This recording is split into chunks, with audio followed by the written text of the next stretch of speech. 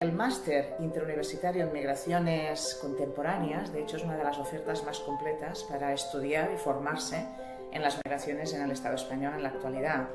Nosotros tratamos desde los aspectos legales, jurídicos, mercado de trabajo, políticas sociales, políticas públicas. Es el resultado de la unión de dos universidades líderes en el tema y en la investigación sobre la inmigración, que son la Universidad de Barcelona y la Universidad Autónoma de Barcelona, a través de grupos de investigación como son el Instituto de Derecho Público y el CER Migraciones. Los dos grupos tienen una larga experiencia, son grupos que trabajan desde disciplinas diferentes, la sociología, el derecho, la ciencia política, la antropología, la comunicación, y la finalidad es precisamente ofrecer un producto que sea a su vez interdisciplinar y centrado en la formación muy aplicada, muy práctica de los estudiantes que cursen este máster.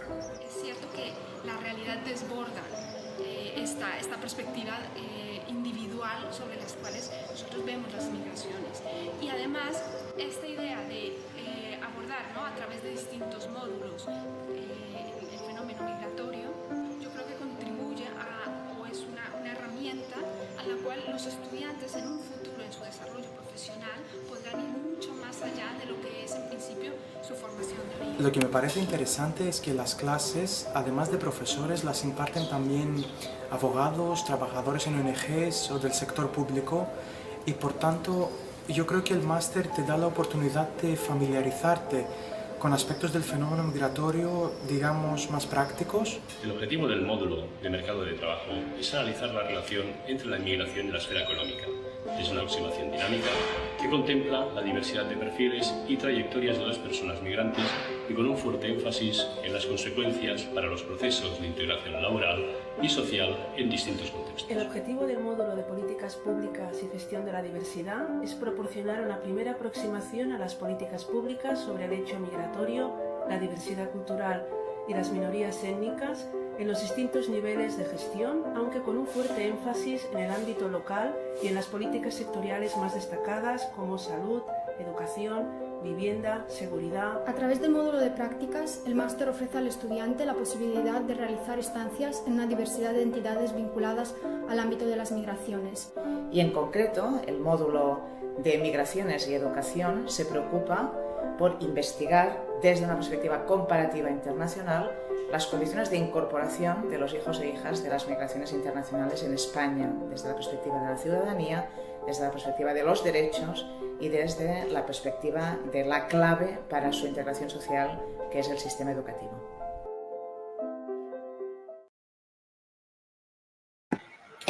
Bueno, Merlis, ¿estás por ahí?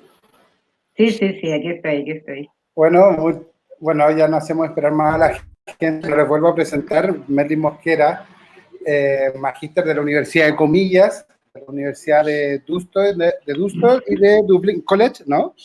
Sí. Y doctoranda de Sociología en la UAB, en el Centro de Estudios de Ergedime.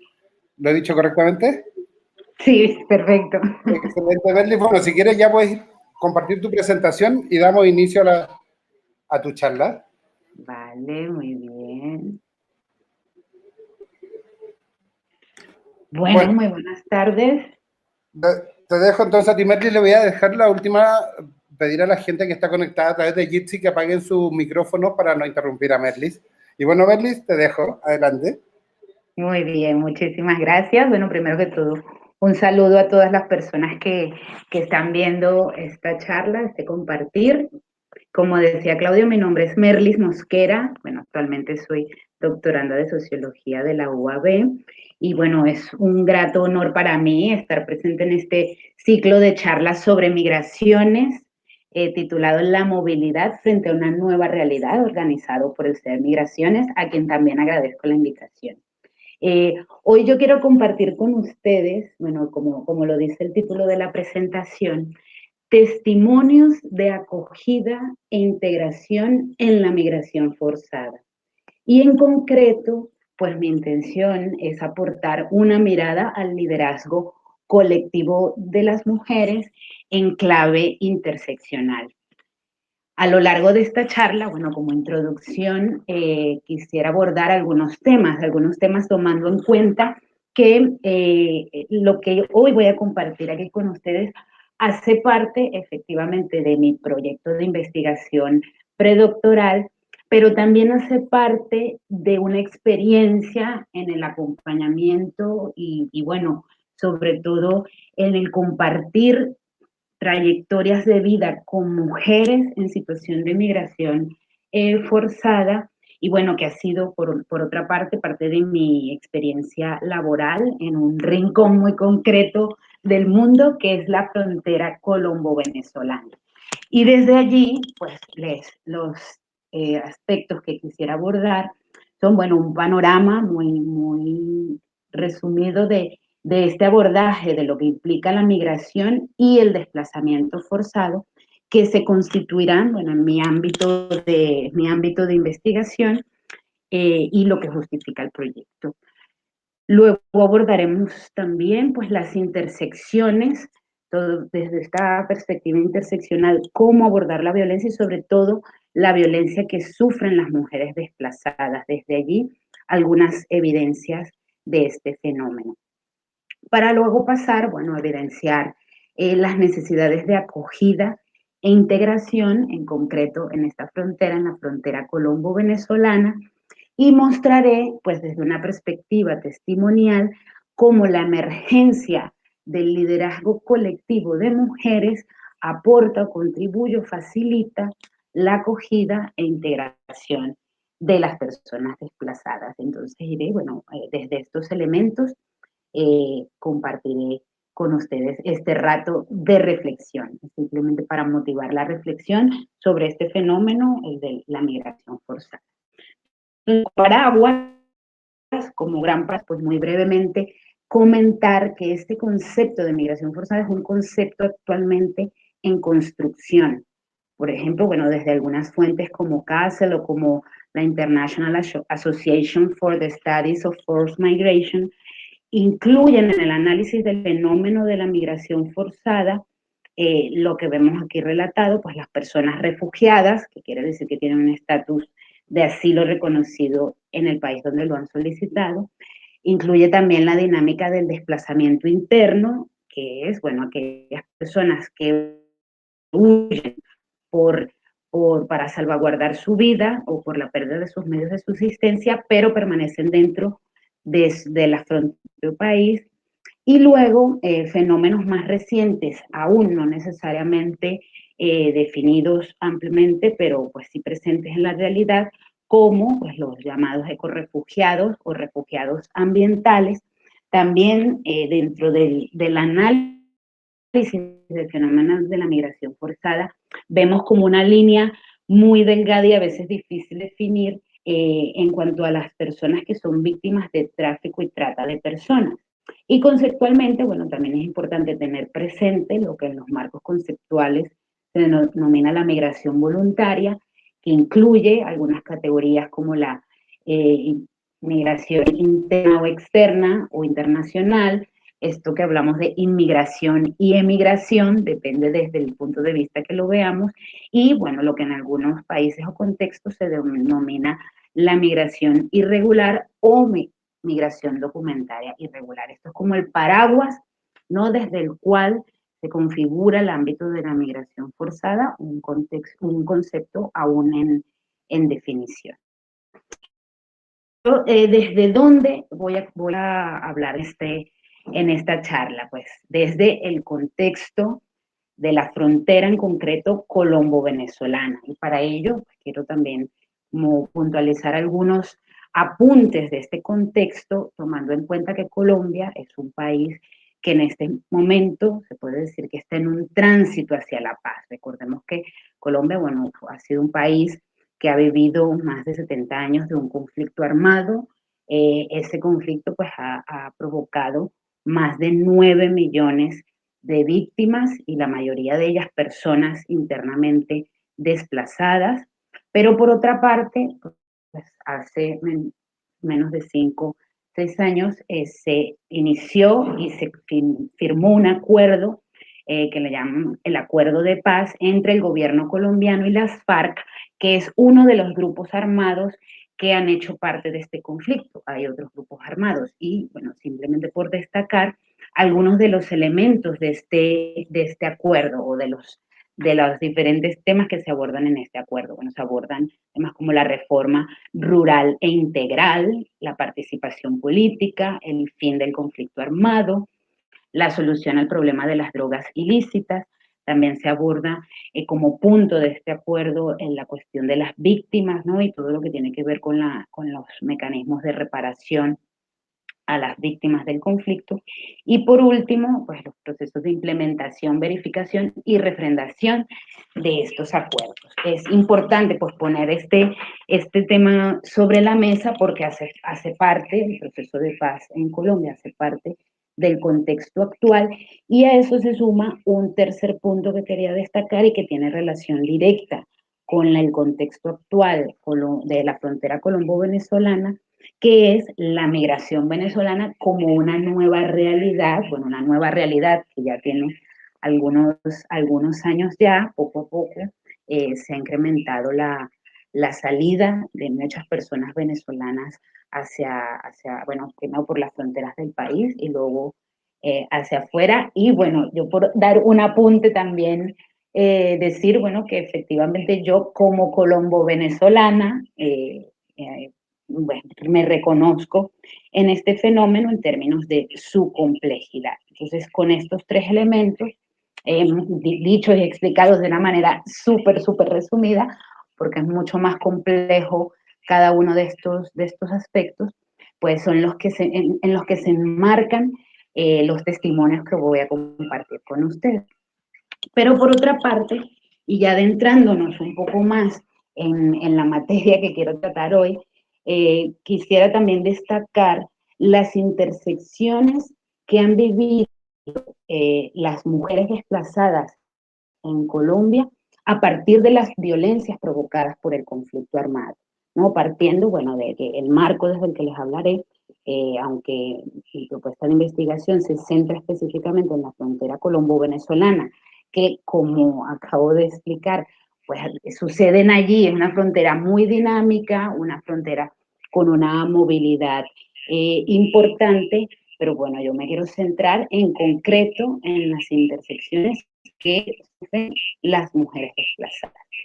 Y lo primero a destacar, pues tiene que ver con la condición de víctimas, ¿no? La condición de víctimas en Colombia también tiene todo un desarrollo jurídico a partir de la ley de víctimas y de reservas, reconoce pues los distintos motivos por los cuales se otorga esta condición de víctima a las personas. Y aquí, bueno, tiene una conexión directa con las violaciones de derechos humanos y los hechos que han ocurrido durante el conflicto armado. Entonces, en relación a esto y a las personas desplazadas, pues estas personas son víctimas de la desaparición forzada y de fenómenos como el secuestro, como la tortura, como la vinculación de niños, niñas y adolescentes al conflicto armado, no solo como combatientes, sino también, bueno, para otras labores en el ámbito del conflicto.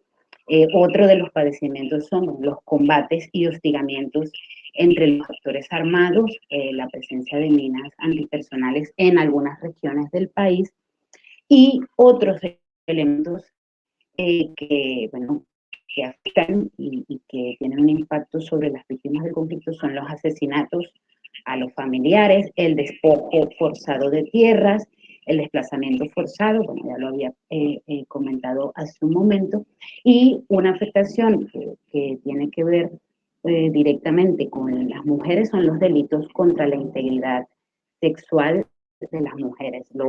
Bueno, los delitos también que van más allá de la integridad sexual son parte también de este análisis, sin embargo, así se tipifican en la ley de víctimas. Por otra parte, destacar que a estas afectaciones que tienen que ver con la condición de víctima se suma un análisis desde el nivel socioeconómico y desde el grupo étnico que tiene que ver con la clase social o lo que en Colombia se llama el estrato, ¿no? Ahí, el estrato es parte de la división, si se quiere, socioeconómica en la que se organiza la población y las ciudades. Y en concreto, pues parte de estas intersecciones y de estas violencias destacamos, bueno, la exclusión, la pobreza, la desigualdad que afecta, en el caso de las fronteras, especialmente a poblaciones rurales, a territorios de las comunidades indígenas y de comunidades afrodescendientes. Y en concreto, en estas regiones, parte de esta afectación tiene que ver con la ausencia y o la fragilidad de las instituciones estatales en estos territorios.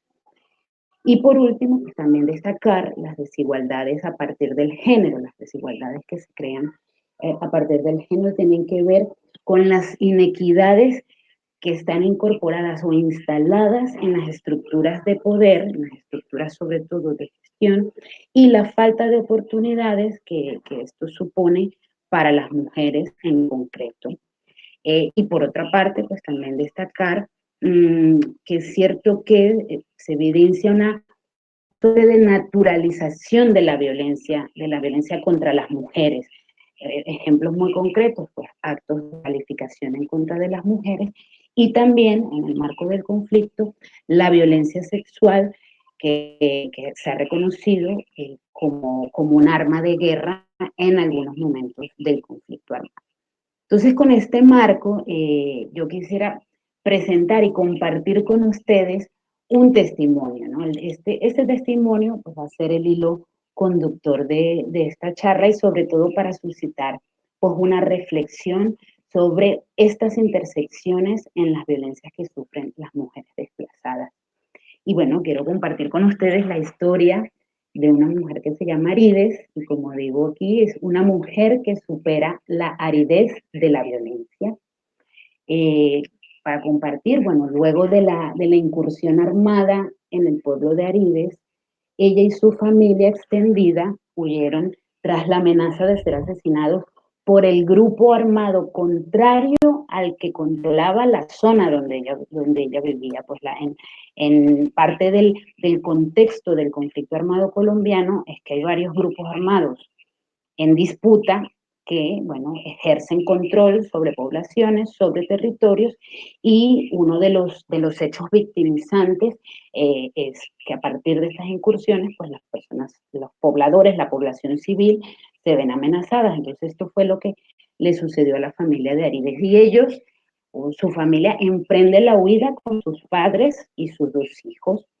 Ella piensa que su esposo y su hermana gemela fueron asesinados en la huida o después, no tiene esta información. A partir de allí, pues ellos llegaron desplazados a una comunidad rural fronteriza que en este territorio colombo-venezolano, y luego de unos meses, Arides comienza a sufrir brotes esquizoides, ¿no? Ella salía de su casa en busca de su hermana gemela, y luego regresaba varios días después. Ella no sabía o no era capaz de explicar dónde había estado ni qué había hecho, y sus padres, que tenían una avanzada edad, no lograban controlarla, no lograban controlar la situación o tomar medidas para calmar esta situación, y lo que hacían era que la sujetaban, la amarraban a un árbol en el patio de la casa, pues para evitar que ella se escapara o que hiciera algo que pusiera en peligro su vida o la de sus hijos o la de ellos mismos. Esto ha sido o fue parte de la historia de Arides. Y es por esto, por este tipo de testimonios, por este tipo de experiencias, que es relevante preguntarnos, o que es oportuno preguntarnos cuál es la relevancia del liderazgo colectivo de mujeres en la acogida e integración de las personas desplazadas. Yo pues me centro, como les comento, en el colectivo de mujeres, bueno, porque es significativo los esfuerzos que realizan en estos contextos, pero eso no significa que los hombres no desarrollen también acciones colectivas, ¿no? y que realicen esfuerzos comunitarios para promover la acogida e integración. Sin embargo, pues mi interés investigativo parte de los colectivos concretos de mujeres. ¿Y por qué? Bueno, porque el liderazgo colectivo de las mujeres desplazadas en la frontera colombo-venezolana presenta unas contradicciones que están subyacentes en sus espacios, en sus modos de convivencia y en sus acciones como comunidad. Parte de estas contradicciones son que, por una parte, estas mujeres, desde su condición de víctima, víctima de múltiples agresiones, de múltiples violaciones de derechos humanos, a lo que se suma la pobreza y la desigualdad en los contextos donde llegan, ¿no? Esto es parte de la realidad de los colectivos de mujeres. Pero por otra parte, está esa capacidad y sobre todo muestra el potencial que tienen las mujeres cuando trabajan en colectivos para generar mecanismos de autoprotección, para evitar la violencia, también para mitigar la vulnerabilidad de los propios procesos de acogida y acceder a herramientas y recursos para lograr la integración de las personas desplazadas, del colectivo de las personas desplazadas. Entonces, a partir de aquí, pues ofrecer un brevísimo marco conceptual de qué entendemos por liderazgo, ¿no? Yo lo estoy intentando compartir cómo se da esta emergencia del liderazgo colectivo de mujeres, pues parto de este breve marco conceptual. Por una parte, pues entender el liderazgo femenino lo entendemos desde un ejercicio de poder y la capacidad de influencia de individuos y grupos que se realizan en colectivo y desde intereses comunes. Esto es lo que se entiende como el liderazgo femenino desde este marco conceptual en esta investigación. Pero este desarrollo conceptual ofrece una visión quizás centrada en la persona líder. Y bueno, luego más adelante, desde el concepto de liderazgo femenino, se desarrollan todos los criterios y las categorías de análisis desde la figura del líder, desde el compromiso del líder o de la líder, y sobre todo desde su capacidad de influencia. Y por ello, pues es que también en el marco conceptual yo cuestiono o me pregunto por esta dimensión colectiva, por el liderazgo colectivo que se entiende como el que pertenecer al grupo, el que pertenece al grupo y que surge en cualquier nivel de la organización. Así se entiende el liderazgo, no centrado en una sola persona, sino centrado en el colectivo. Y la legitimidad y autoridad para resolver los problemas comunes se distribuye, entre los diferentes actores sociales y se caracteriza por el manejo efectivo de relaciones que normalmente, además, están caracterizadas por la confrontación por una parte, pero por la otra parte, por el diálogo. Entonces, a partir de aquí, pues podemos mirar las trayectorias del liderazgo colectivo de mujeres a partir de sus itinerarios comunitarios, itinerarios caracterizados por la participación activa y centrada en objetivos comunes, caracterizado también por los procesos de lo que llamamos el empoderamiento, que tiene que ver con la implicación en procesos comunitarios. ¿Y cuál es el carácter de estos itinerarios? Pues tienen un carácter dialógico, cooperativo, colaborativo, basado en el aprendizaje, basado en la formación y basado en la educación, y en el ámbito también político, social, económico, jurídico, desde el punto de vista de los derechos y educativo. Entonces, a partir del marco del liderazgo, colectivo, entendemos que es un liderazgo transformacional, centrado en los valores democráticos, un liderazgo que promueve el desarrollo de capacidades y que sobre todo apuesta por la transformación social. Una transformación que facilita o permite el despliegue de la capacidad de agencia, sobre todo de las mujeres, en este caso, de las víctimas del conflicto armado colombiano. Entonces, con este marco conceptual o con estos brevísimos elementos del marco conceptual, voy a continuar con el testimonio de Arides, ¿no? Como les comentaba, en la última línea del testimonio les decía que los padres de Arides, su madre y su padre, que eran personas muy mayores, la solución que vieron a su problemática era amarrarla a un árbol en el patio de la casa.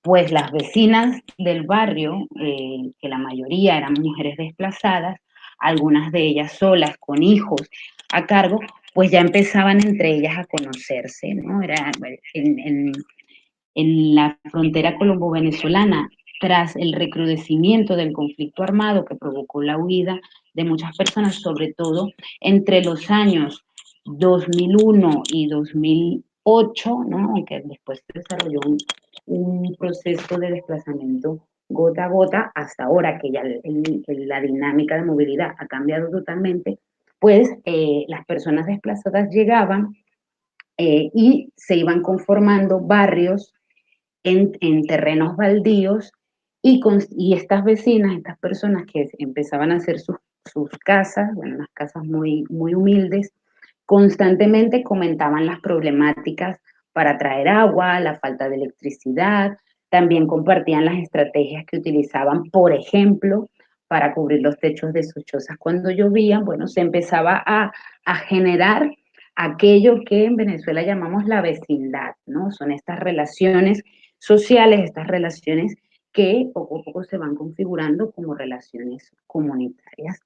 Por las noches, a veces algún vecino ponía una radio de batería afuera porque no había electricidad y todas las personas se acercaban para escuchar las noticias o para escuchar los mensajes que llegaban de los particulares de otras comunidades en las zonas rurales. Pues así como detalle, algo que me parece a mí muy bonito es que como normal, es difícil a veces tener conexión telefónica, bueno, les estoy hablando de antes del 2010, y bueno, la gente tiene una situación económica bastante compleja, pues muchas veces se envían mensajes por radio, entonces bueno, la gente por las noches se tiende a escuchar estos mensajes con radio, y fue así como, bueno, poco a poco los vecinos y las mujeres empezaron a estrechar sus relaciones, y estos espacios de escucha de radio se convirtieron en un punto de encuentro, en un espacio de encuentro. Una de esas noches, pues compartieron también su preocupación por la situación de Arides. Como les decía, sus padres eran mayores, no había nadie que cuidara a sus hijos, ¿no? De manera así intensa, y así alguna de ellas propuso buscar ayuda en el pueblo, buscar ayuda en la población más cercana. Entonces, a partir de esta ayuda, compartir con ustedes también cuáles son esos rasgos o esos elementos que conectan el liderazgo y la acción colectiva, como les decía, desde el marco conceptual, para la transformación social. Y aquí, pues quiero citar el modelo de Marshall Gans, que desarrolla el liderazgo en los movimientos sociales y plantea como parte de su modelo que estos liderazgos se desarrollan, como les decía, en contextos conflictivos y en medio de tensiones nucleares, pero que a su vez permiten la creación de condiciones para la participación, la construcción de relaciones, además la visualización de estrategias y la movilización de recursos, ¿no? La movilización de recursos y todo este proceso desde este modelo concreto permite que en este caso las mujeres que son víctimas y han sido objeto de un conflicto armado y de un contexto concreto, pasen a ser mujeres victimizadas y sujetos de su propio proceso.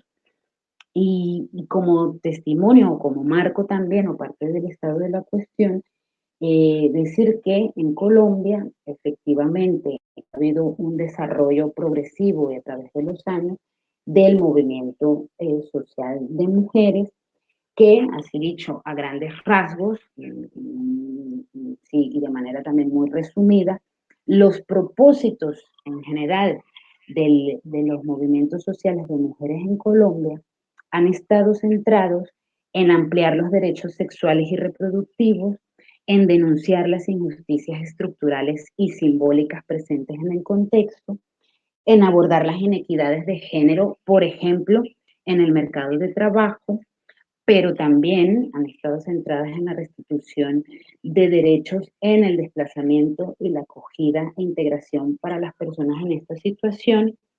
Y hoy en día estos movimientos en general buscan la incidencia para la construcción de la paz. Seguimos insistiendo en las acciones de empoderamiento, de participación, de educación, los derechos a los medios de subsistencia y su preservación y mantenimiento, porque en Colombia todavía hay una disputa importante por la restitución de tierras, en este caso de las personas desplazadas, y no solo la restitución de tierras, sino también el mantenimiento y el sostenimiento de los medios de vida de las personas. Y por último, pues también una de las apuestas del movimiento social, de los movimientos sociales de mujeres en Colombia, es el rescate de la memoria histórica, como un ejercicio de reparación colectiva, ¿no? Estos objetivos se plantean en el ámbito nacional y también en los ámbitos locales. Entonces, conectar esta idea de estas apuestas del movimiento social de mujeres en Colombia, así dicho, muy de manera general, pues me permite también aterrizar y extrapolar estos objetivos, estos ideales, al testimonio que les venía compartiendo, ¿no? El testimonio donde, pues, la comunidad, las mujeres que se fueron relacionando, que poco a poco se fueron conociendo, con este propósito de ayudar a la familia de Arides, pues tras el boca a boca lograron contactar con una organización que le podía ayudar a la familia, que pudo ayudarles, y también este grupo de mujeres, así de manera muy espontánea, natural, lograron planificar cómo conseguir alimentos para la familia y se organizaron para, pues, llevarles algo de comer cada día, mientras, pues, se lograba gestionar alguna solución para la situación de Arides, ¿no? La organización a la que contactaron este grupo de mujeres, pues visitó a la familia y tras ver la situación de Arides le facilitaron acceso a un tratamiento psiquiátrico que al principio Arides, pues, por su situación, no quería cumplir, y las vecinas incluso, ¿no? Esto en un ámbito de mucha relación y de mucha cercanía, se turnaban para supervisar que Arides cumpliera con el tratamiento, ¿no? Es un contexto, pues, a lo mejor dicho así, puesto en letras, puede ser complejo de imaginar, pero la realidad era, bueno, que prácticamente las vecinas se obligaban a Arides a consumir el tratamiento, ¿no? En un contexto como este. Luego, poco a poco, pues habiendo Arides logrado una mayor estabilidad, sobre todo en el ámbito psicológico y psiquiátrico, para ellas y para otras mujeres surgió la oportunidad de realizar una especie de proyectos, bueno, en concreto un proyecto de venta de pescados en el río, que es lo que en aquella frontera, bueno, y en muchos sitios del mundo, se denominan los proyectos de emprendimiento económico, ¿no? Suena así con un nombre muy, muy técnico, muy complejo, pero bueno, fue ofrecer un apoyo económico y cierta orientación para que en este caso Arides y algunas de sus vecinas pues pudieran iniciar alguna actividad económica, porque bueno, yo me estoy centrando aquí más en la situación psicológica y social de la familia en contraposición con lo que las estrategias que generó la comunidad y en concreto un grupo de mujeres para ayudarla, pero bueno, la situación económica, la situación jurídica son también elementos que se suman pues a todo este contexto lleno de complejidades y de precariedades. Y también, bueno, por otra parte, con un acompañamiento y supervisión profesional, pues Arides logró encaminar su proyecto de vida en ese nuevo lugar, en esa región fronteriza de la que les hablo, y poco a poco, pues, logró avanzar en su proyecto de vida.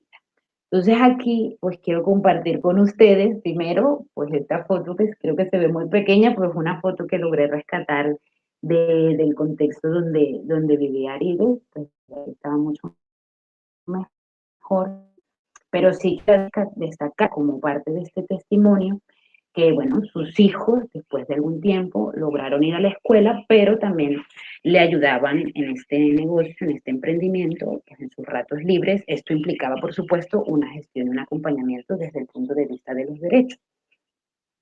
También decir, bueno, que con el tiempo Arides logró construir una casa de bloques, no lo dije antes, pero las casas en este barrio, en este contexto, eran al principio de, bueno, de madera o con algunos trozos de metal, pero pues parte de estos logros fue que ella logró construir una casa de bloques para ella y para sus hijos, ¿no? Con ahorro, con mucho empeño, con mucho trabajo también. Y bueno, con los años, que me parece también importante y curioso compartirlo, con los años Arides logró encontrar a su hermana gemela, no la habían asesinado, pero sí pues se activó, o ella logró activar también a partir de todo el tejido social y comunitario que se generó en esa zona, algunas herramientas y algunos mecanismos de búsqueda para su hermana y logró encontrarla. Y para destacar pues aspectos de la comunidad, bueno, que con los años lograron organizarse, lograron contar con un mayor apoyo y asesoramiento técnico de algunas instituciones presentes en la localidad, en el pueblo, y por otra parte también de las instituciones gubernamentales como las alcaldías, las gobernaciones, este tipo de entidades, para mejorar las condiciones de su asentamiento, pues lo que luego se convirtió en un barrio, por ejemplo, en cuanto al acceso a la electricidad, a la escuela, a agua potable, bueno, y a otro tipo de servicios. Evidentemente, pues estos procesos no fueron tan fáciles como suenan en este relato, ¿no? Yo estoy contando un relato micro, resumido de todas las implicaciones que supuso tanto el testimonio de vida de Arides como el tejido y las relaciones comunitarias que se gestaron y que se generaron en esta localidad, en este territorio concreto. Estos procesos estuvieron llenos de conflictos, de controversias, de muchas frustraciones también por las expectativas no cubiertas a corto plazo, pero ¿qué es significativo de este proceso? Primero, bueno, la evidencia de un hacer comunitario y colectivo que da respuesta a las necesidades concretas de las personas, ¿no? Da respuesta a necesidades específicas desde la visión comunitaria. Y lo segundo, pues, concluir que el valor del liderazgo colectivo en contextos especialmente frágiles, especialmente deprimidos, como es el caso de algunos territorios de la frontera venezolana, donde la figura del Estado no está necesariamente presente, pues aquí donde cobran valor, pertinencia y sobre todo se convierten en un elemento de superación de la pobreza, de superación de estas desigualdades, de estas fragilidades, a partir también de la capacidad de agencia de las personas. Bueno, con esto era así de manera muy breve, muy concreta, lo que quería compartir la tarde de hoy. Y bueno, si hay preguntas, si hay comentarios o alguna reflexión que quieran compartir, pues con mucho gusto. Bueno, Mary, de verdad que yo creo que, bueno, nos están escribiendo también por las redes de lo impactante que resulta todo lo que nos estás contando y comentando respecto a tu experiencia de trabajo. Sobre todo, bueno, Fernanda nos comenta lo fuerte que resulta la doble discriminación, el tema de género y también por ser migrante, ¿no?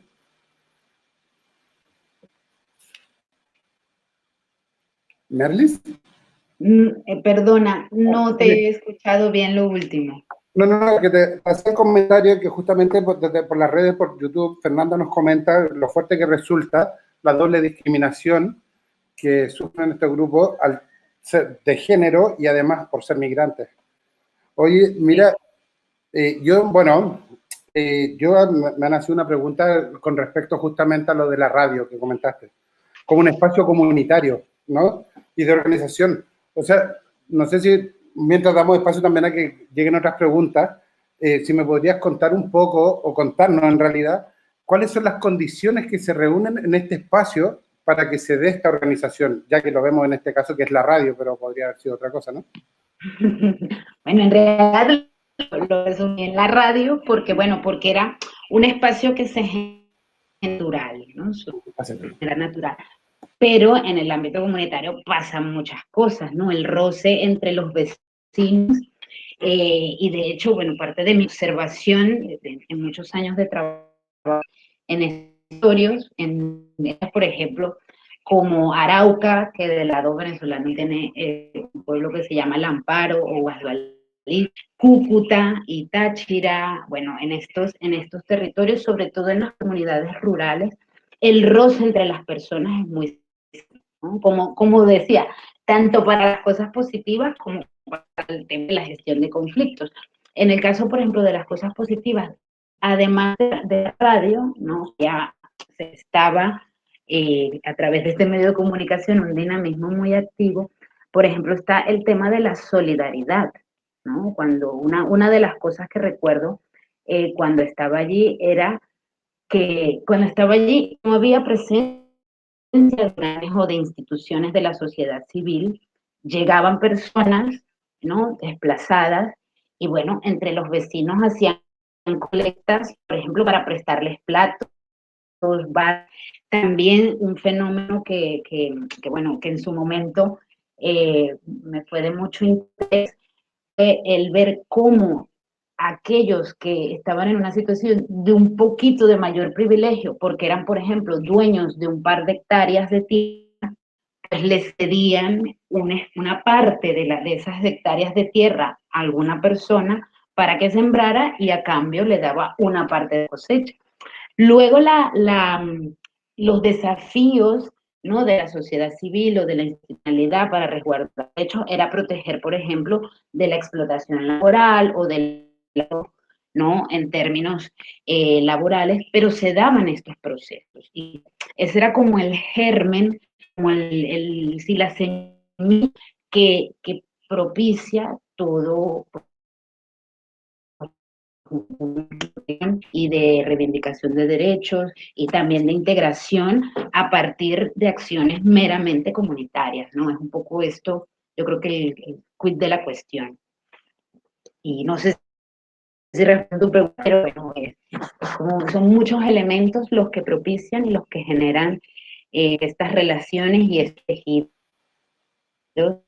en el ámbito, especialmente del ámbito rural, porque en el ámbito urbano es muy diferente la cuestión. Excelente. Mira, Isa de Chile nos pregunta, dice, ¿cuáles han sido las principales dificultades a las que se enfrentan los colectivos de mujeres desplazadas? Bueno, varios.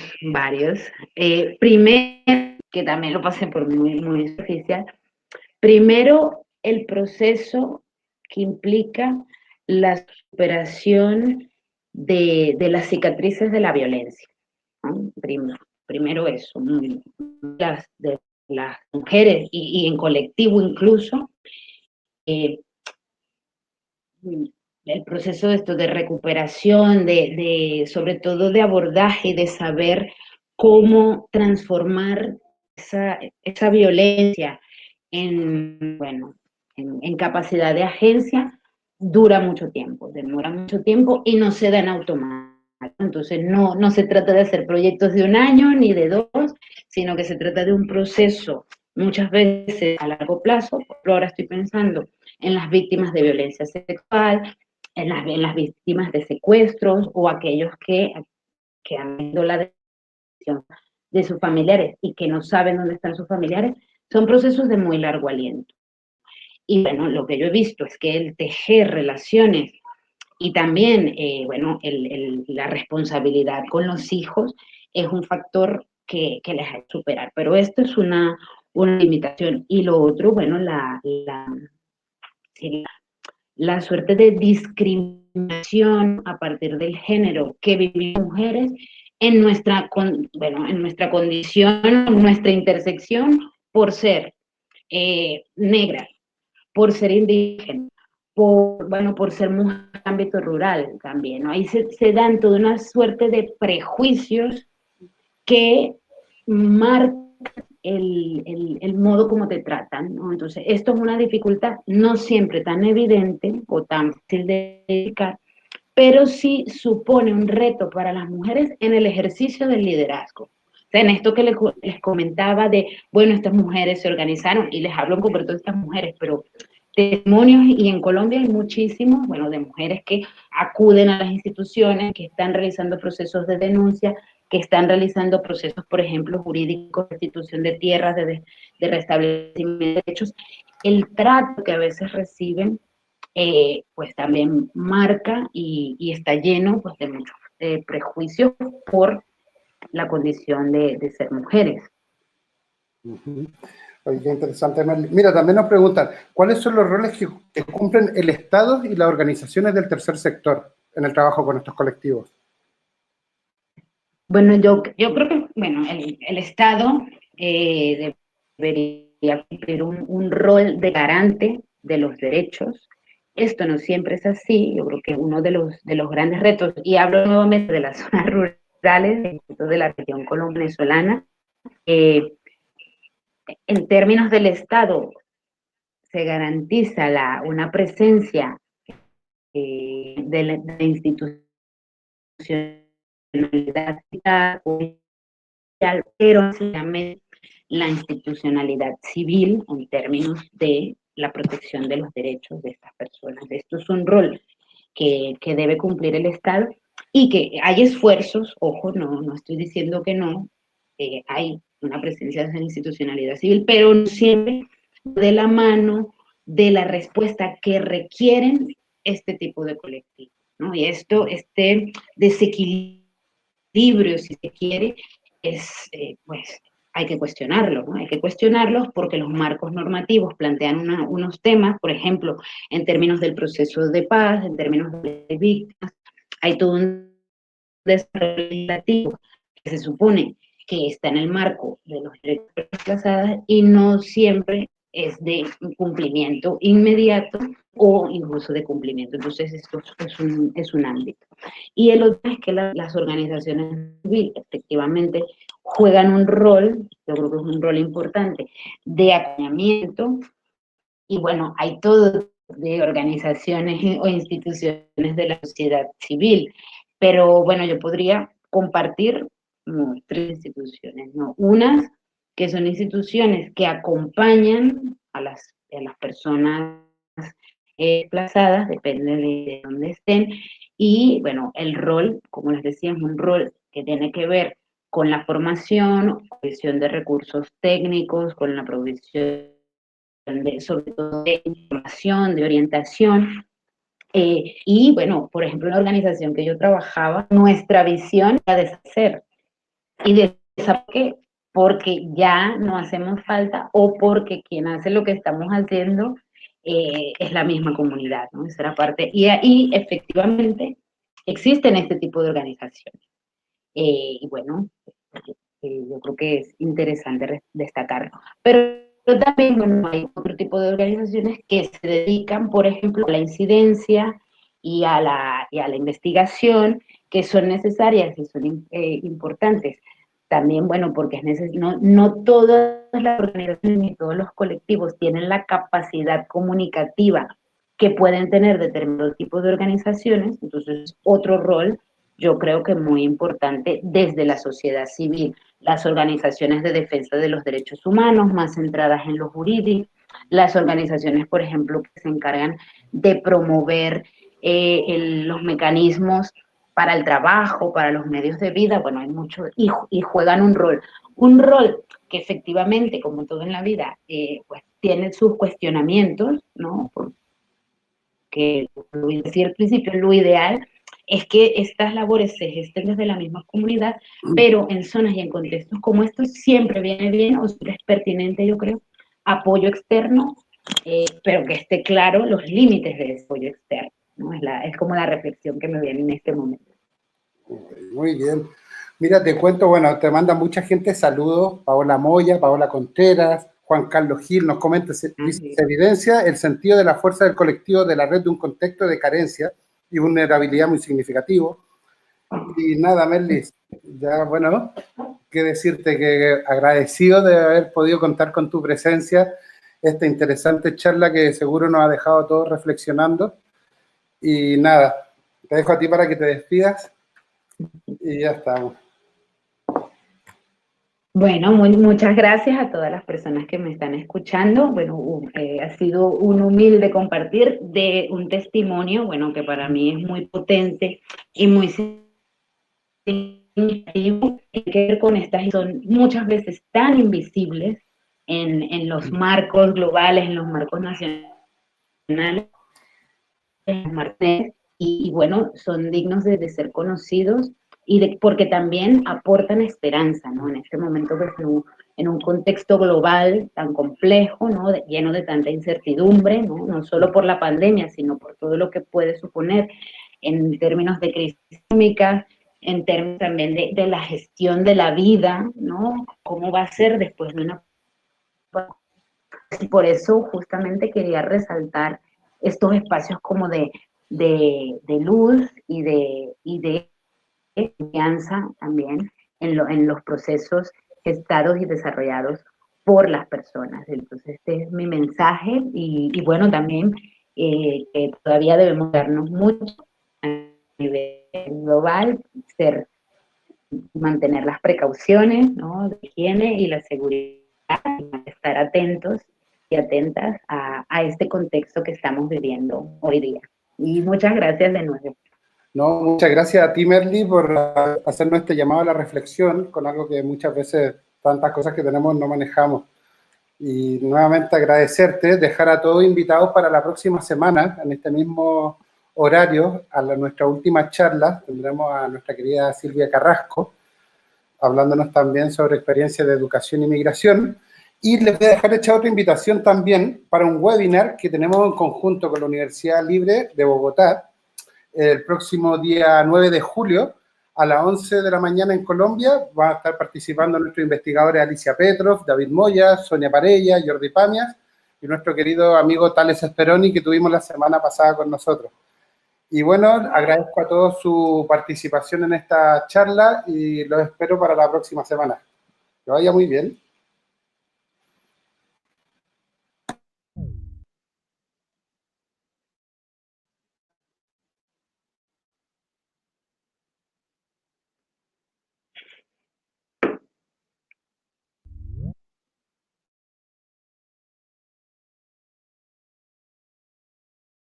El máster interuniversitario en migraciones contemporáneas, de hecho, es una de las ofertas más completas para estudiar y formarse en las migraciones en el Estado español en la actualidad.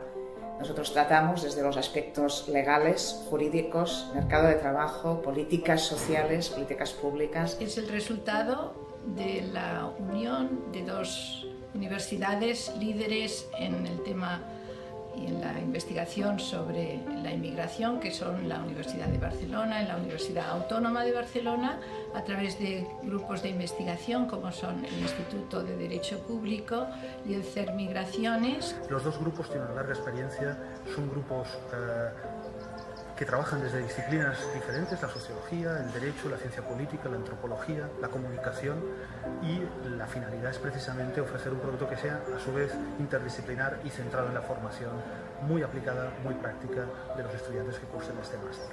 Es cierto que la realidad desborda esta perspectiva individual sobre las cuales nosotros vemos las migraciones, y además esta idea de abordar, ¿no?, a través de distintos módulos el fenómeno migratorio, yo creo que contribuye o es una herramienta a la cual los estudiantes en un futuro en su desarrollo profesional podrán ir mucho más allá de lo que es en principio su formación de vida. Lo que me parece interesante es que las clases, además de profesores, las imparten también abogados, trabajadores en ONGs o del sector público, y por tanto yo creo que el máster te da la oportunidad de familiarizarte con aspectos del fenómeno migratorio, digamos, más prácticos. El objetivo del módulo de mercado de trabajo es analizar la relación entre la inmigración y la esfera económica, desde una aproximación dinámica que contempla la diversidad de perfiles y trayectorias de las personas migrantes y con un fuerte énfasis en las consecuencias para los procesos de integración laboral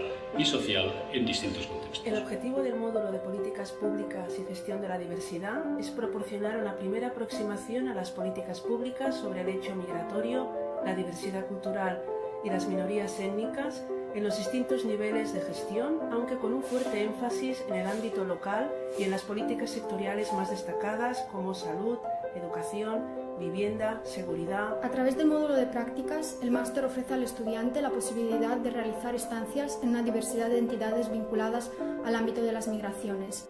Y en concreto, el módulo de Migraciones y Educación se preocupa por investigar desde una perspectiva comparativa internacional las condiciones de incorporación de los hijos e hijas de las migraciones internacionales en España, desde la perspectiva de la ciudadanía, desde la perspectiva de los derechos y desde la perspectiva de la clave para su integración social, que es el sistema educativo.